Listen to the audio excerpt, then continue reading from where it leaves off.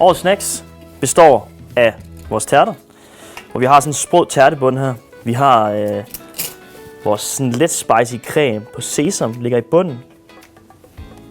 Vi har det her spidskål, som vi har makumeret i ingefær og kimchi. Det lægger vi pænt ovenpå, så det får noget højde. Og drysser med sesam.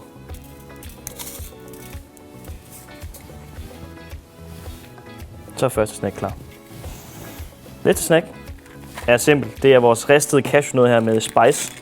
Det lægger bare i en fin skål. Vores trøffel, chips, tapioca, trøffel. Lægger så også bare i en skål, lidt luftigt og lækkert, så man føler det er indbydende.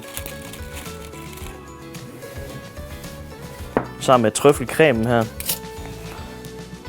Lavet på de her fantastiske vintertrøfler.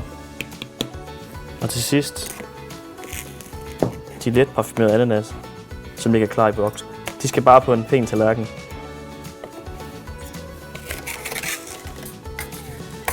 Og så er vi klar til at spise.